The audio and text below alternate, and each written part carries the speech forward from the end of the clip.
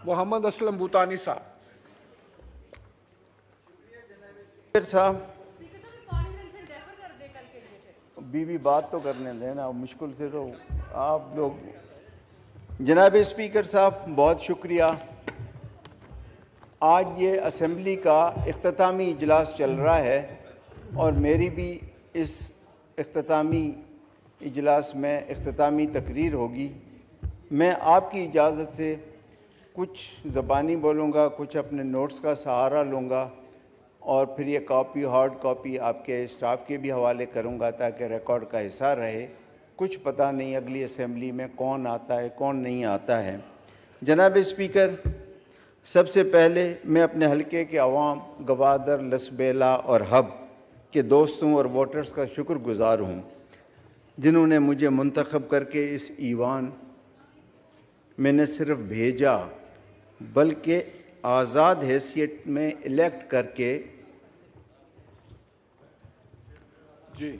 आज़ाद हैसियत में इलेक्ट करके बलूचिस्तान में सबसे ज़्यादा 70,000 वोट दिए, जो कि मेरे लिए एक एजाज़ है। मेरे नाम के साथ जनाब स्पीकर कोई नवाब या सरदार नहीं लिखा होता है। मैं एक आम सा बलूचिस्तानी हूँ, लेकिन किसी MNA MPA ने 2018 के इलेक्शन में बलूचिस्तान में इतने वोट नहीं लिए जितने मैंने लिए।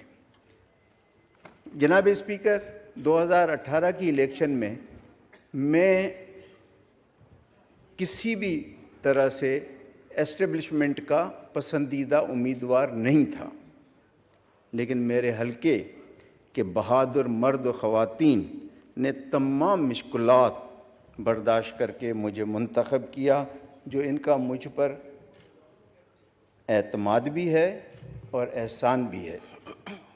जनाब स्पीकर, मैंने 5 साला दौर में कोशिश की कि लोगों की तवक्कुआत पर पूरा उतरूं, लेकिन मुझे एहसास है कि मेरा हलका 1000 किलोमीटर पर मुहित है। कराची से लेके ईरान बॉर्डर, फिर नॉर्थ में 250 किलोमीटर, कोई 1000 किलोमीटर मेरा हलका है। मैंने कोशिश की कि उनकी आवाज़ बनकर उनके मसाइल यहाँ उजागर करूं।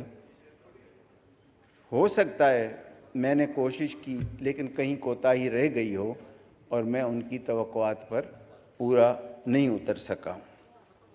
लेकिन मैंने ईमानदारी से अपने हलके के और बलूचिस्तान के मसाइल को हर फोरम पे, हर जगह इस पार्लियामेंट में उजागर करता रहा हूँ। जनाब स्पीकर, बलूचिस्तान में हमारे भूतानी ख़ानदान पर हमारे वोटर्स का, हमारे दोस्तों का एहसान है कि गुज़श्ता 50 साल से 12वीं मरतबा मुतवातर हमारे ख़ानदान को वो असेंबलियों में अपनी नुमाइंदगी का हक़ देते आ रहे हैं, जो कि ख़ुद एक रिकॉर्ड है। बलूचिस्तान में जनाब स्पीकर 2-3 ख़ानदान ऐसे हैं जो मुतवातर 11-12 मरतबा जीतते आ रहे हैं। उनमें हमारे खालिद मक्सी जो हैं उनका ख़ानदान, मक्सी ख़ानदान भी शामिल है, 1-2 और भी ख़ानदान शामिल हैं, और ये हम गरीबों के लिए किसी एजाज़ से कम की बात नहीं है। जनाब स्पीकर, मैं इस ईवान के तमाम अरकान का शुक्रगुज़ार हूँ। वज़ीर आज़म शहबाज शरीफ साहब, उसके वज़रा साहबान, तमाम ब्यूरोक्रेसी, सब ने मेरे साथ अवामी मसाइल के हल में तावन किया। इसमें ख़ास तौर पर वज़ीर आज़म साहब के प्रिंसिपल सेक्रेटरी सैयद तौक़ीर शाह साहब का ज़िक्र करूँगा। उन्होंने हर वक्त हर मसले पर मेरा साथ दिया, और अगर मैं ये कहूँ तो गलत नहीं होगा कि इस मखलूत हुकूमत को मुत्तहिद रखने में जहाँ वज़ीर आज़म और उसकी काबीना ने अहम किरदार अदा किया, उनको क्रेडिट जाता है, वहाँ वज़ीर आज़म के प्रिंसिपल सेक्रेटरी ने भी इत्तेहादियों को पॉजिटिवली अटेंड करके इस कामयाबी में वज़ीर आज़म का हाथ बटाया। जनाब स्पीकर, मैं मीडिया के दोस्तों का भी शुक्रगुज़ार हूँ जिन्होंने हमारी आवाज़ हमारे हलके के अवाम तक पहुँचाई। जनाब स्पीकर, ایوان میں بہت سارے اراکین سے ذاتی روابط قائم ہوئے جو میرے لیے زندگی کا ایک بہت بڑا سرمایہ رہے گا۔ اسمبلی سیکریٹریٹ نے ہر موقع پر تعاون کیا، خاص طور پر ایڈیشنل سیکرٹری قانون سازی مشتاق صاحب نے رولز یا آئین کے حوالے سے ہر وقت رہنمائی کی، جس پر میں سب کا شکر گزار ہوں۔ جناب اسپیکر، آپ کی اور ڈپٹی اسپیکر کی طرف سے ہر وقت تعاون ملا، جس پر میں آپ دونوں کا شکر گزار ہوں۔ یہاں میں اس بات کا بھی ذکر کرتا چلوں کہ میں گزشتہ حکومت کا بھی ایز اتحادی حصہ تھا۔ میرے حلقے کے ڈیولپمنٹ کے حوالے سے انہوں نے فنڈز بے تحاشا دیے، اس میں کہیں مجھے شکایت کا موقع نہیں دیا۔ جناب اسپیکر، اب میں بلوچستان کی سیاست اور 2023 کے آنے والے انتخابات کے حوالے سے بات کر کے اپنی تقریر کا اختتام کروں گا۔ اسپیکر صاحب، پورے ملک اور بالخصوص بلوچستان میں ہمیشہ کنٹرول ڈیموکریسی رہی ہے۔ سابقہ اسٹیبلشمنٹ نے بلوچستان میں ہمیشہ عوامی مینڈیٹ سے ہٹ کر سرکاریں بنائی اور جوڑ توڑ کی حکومتیں بلوچستان کی کم اور اپنی ذات کی خدمت زیادہ کرتی رہیں۔ سر، بلوچستان کے لوگ اتنے ہی محب وطن ہیں جتنے باقی صوبوں کے، بلکہ 9 مئی کو بلوچستان نے پنجاب اور خیبر پختونخوا سے بھی زیادہ حب الوطنی کا ثبوت دیا، اور کوئی ایسا ناخوشگوار واقعہ رونما نہیں ہوا جو ہمیں پنجاب اور خیبر پختونخوا کے شہروں میں نظر آیا۔ ہاں، بلوچستان میں کچھ لوگ یقیناً ناراض ہیں۔ ضرورت اس بات کی ہے کہ ان کے ساتھ ڈائیلاگ کیا جائے اور ان کے تحفظات کو سنا جائے، کیونکہ کتنی بھی جنگیں لڑی جائیں، آخر کار ایک دن مذاکرات کی میز پر بیٹھنا ہی پڑے گا۔ تو اگر مذاکرات کی میز پر ایک دن بیٹھنا ہی پڑے گا تو پھر اتنے خون خرابے کی ضرورت کیوں؟ بلوچستان میں جو ناراض لوگ ہیں، ان میں اور راولپنڈی کے درمیان اعتماد کا فقدان ہے۔ کاش ہمارے ملک میں کوئی ایسی شخصیت موجود ہوتی جس پر فریقین اعتبار کر سکیں، لیکن افسوس کے ساتھ کہنا پڑتا ہے اس حوالے سے ہم بانجھ پن کا شکار ہیں۔ چودھری شجاعت صاحب کا گھرانہ ایک تھا، نہ جانے اس کو بھی کس کی نظر لگ گئی، جہاں لوگوں کی کچھ امید تھی اور جہاں بھی وہ چل کے جاتے تھے لوگ ان کا احترام کرتے تھے، لیکن ان کو بھی کسی کی نظر لگ گئی۔ اب اس وقت مولانا فضل الرحمان صاحب ہیں جو کوئی کردار ادا کر سکتے ہیں۔ سر، مجھے تقریر کرنے دیں گے 2 منٹ پلیز آپ؟ Order in the house please, تشریف رکھیں اپنی اپنی نشستوں پر۔ جی سر، اس وقت مولانا فضل الرحمان صاحب ایسی شخصیت ہیں جو کوئی اہم کردار ادا کر سکتے ہیں، اور مجھے سچ جانے کل ٹیلی ویژن پہ دیکھ کر بڑی خوشی ہوئی کہ وڈ جو سردار اختر مینگل کا آبائی گاؤں ہے، وہاں مینگل قبیلے کے 2 فریقین میں جو لڑائی ہو رہی ہے، اور فضل الرحمان صاحب کا ہی مجھے بیان نظر آیا کہ انہوں نے تحمل بردباری کی اپیل سب سے کی۔ مجھے امید ہے کہ اسی طرح ایسے علماء کرام اور کچھ معتبرین اگر ٹائم بہت ہو گیا جی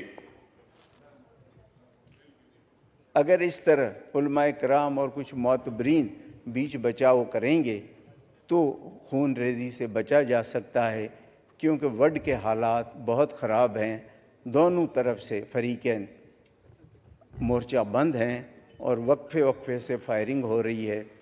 تو میری آپ سے بھی گزارش ہے کہ آپ بھی اس میں کردار ادا کریں اور دونوں فریقین کو راضی کریں۔ کس کی زیادتی ہے، کیا ہے، وہ ایک لمبی باتیں ہیں جو اس فورم پہ مناسب نہیں ہیں، لیکن فی الحال سچویشن کو ڈیفیوز کرنے کی ضرورت ہے۔ اسپیکر صاحب، میں آپ کے توسط سے اپنے سپہ سالار جنرل عاصم منیر صاحب کی سربراہی میں بننے والی نئی اسٹیبلشمنٹ سے درخواست کروں گا کہ اس مرتبہ بلوچستان کے عوام کو یہ حق دیا جائے کہ وہ اپنی مرضی کی حکومت بنائیں اور عوام جس پارٹی کو ووٹ دیں وہ سرکار بنائے۔ میں یقین دلاتا ہوں ایسی حکومت ملک اور صوبے کے بہترین مفاد میں ہوگی، کیونکہ بناوٹی سرکار سے لوگ نفرت کرتے ہیں اور وسائل چند مخصوص جیبوں میں چلے جاتے ہیں جہاں عوام بدحال ہے۔ آج بھی بلوچستان میں اربوں روپے فیڈرل گورنمنٹ دے رہی ہے، لیکن آپ بلوچستان کی حالت دیکھیں گے تو آپ کو رونا آئے گا۔ جناب اسپیکر، لیکن خدشات اپنی جگہ جنم لیتے رہتے ہیں۔ 2023 کے آنے والے انتخابات کی بلوچستان کے حوالے سے جو بعض گشت یا مختلف حلقوں کے دعوے سامنے آ رہے ہیں، یا جیسے ہم کوئٹہ میں کہتے ہیں جناح روڈ کی گپ شپ، ایسے ہی ہے نا بگٹی صاحب، جناح روڈ کی گپ شپ کہتے ہیں نا، جو باتیں سامنے آ رہی ہیں کہ اس بار پھر بلوچستان کو ایک مخصوص گروہ کو 5 سال کے لیے لیز پر دیا جا رہا ہے۔ اسپیکر صاحب، میں نے اپنے خدشات ارباب اختیار تک پہنچائے ہیں۔ ارباب اختیار سب جانتے ہیں کہ کون ہے، نہ میں ہوں اسپیکر صاحب، نہ آپ ہیں، نہ یہ پارلیمنٹ ہے جہاں اختیارات ہوتے ہیں۔ میں آپ کے توسط سے ان کو اپیل کرتا ہوں۔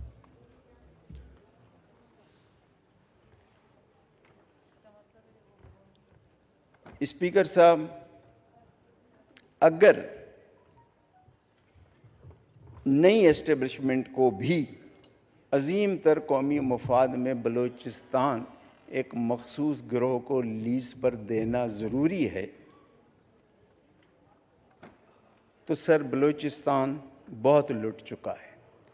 اب بلوچستان میں لٹنے کے لیے کچھ نہیں بچا ہے سوائے ہمارے جسم پر پھٹے پرانے کپڑوں کے۔ مجھے امید ہے کہ نئی اسٹیبلشمنٹ جنرل عاصم منیر کی قیادت میں اس معاملے پر غور کرے گی، اور میں کچھ عرصہ پہلے جب آرمی چیف گوادر آئے تھے، چونکہ میرا وہ حلقہ ہے گوادر، تو میں وہاں موجود تھا، میں نے آرمی چیف سے گزارش کی تھی اور اپنے خدشات کا اظہار ان کے سامنے بھی کیا تھا۔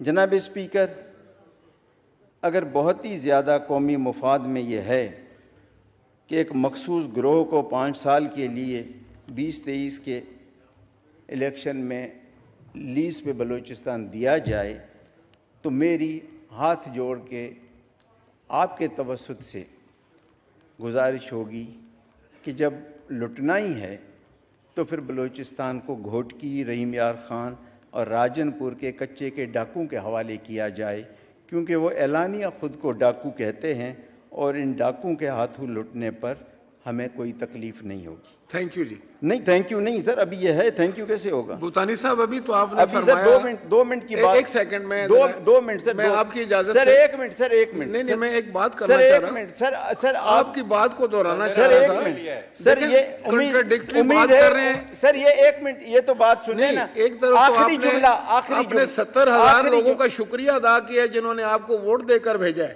آخری دوسری طرف آپ کہہ رہے ہیں کہ وہاں پر جو ہے وہ گروہوں کی حکومت ہے۔ یہ کیا ہو رہا ہے جی؟ سر، یہ ہو رہا ہے وہاں، یہ سنیں نا۔ نہیں، آپ نے تو 70,000 لوگوں کا تو شکریہ میری ادا وہاں کیا۔ حکومت نہیں ہے، میری حکومت تو میں جن مراحل سے گزرا ہوں آپ کو پتہ ہے، سابقہ اسٹیبلشمنٹ نے جس مراحل سے، اب اگر آپ کہیں تو میں کھل کے بتاؤں، میں نے تو مبہوم بتایا ہے آپ آج کو۔ لیجسلیشن کرنے دیں، ہمیں بہت ٹائم ہو گیا، 8:45 امید ہے کہ میری یہ آواز پارلیمنٹ اور میڈیا کے ذریعے GHQ، آپ پارا اور کوئٹہ تک ضرور پہنچے گی اور اس پر ہمدردانہ غور ہوگا۔ ایک بات جس کا میں اعتراف کرتا ہوں کہ میں اس میں ناکام رہا، وہ پسنی جیٹی تھی۔ جناب اسپیکر، پسنی جیٹی کے لیے میں کور کمانڈرز کو لے گیا، چائنیز کو لے گیا، سی پے کی اسٹینڈنگ کمیٹی کو میں لے گیا، لیکن 35,000 لوگوں کا روزگار ہم بحال نہیں کر سکے۔ کاش کرتارپور کی طرح ہم جیٹی پہ کام کرتے تو ہو جاتی. جیسے کرتارپور ہوا, آپ کو پتہ ہے, نہ پی ایس ڈی پی میں منظوری ہوئی, کچھ نہیں بنا, اور بعد میں حکم ملا کہ 17 ارب روپے دے دو. تو ہمیں بھی کرتارپور سمجھ کر پسنی کی جیٹی کو میں آرمی چیف سے ریکویسٹ کرتا ہوں کہ وہ حکم دے کہ اس کو بحال کرے. جناب اسپیکر, میں ایک بار پھر آپ سب کا شکر گزار ہوں, اور اگر دانستہ یا غیر دانستہ طور پر مجھ سے کوئی غلطی, کوتاہی یا کسی کو تکلیف ہوئی ہے تو میں معافی کا طلبگار ہوں, میں معذرت خواہ ہوں.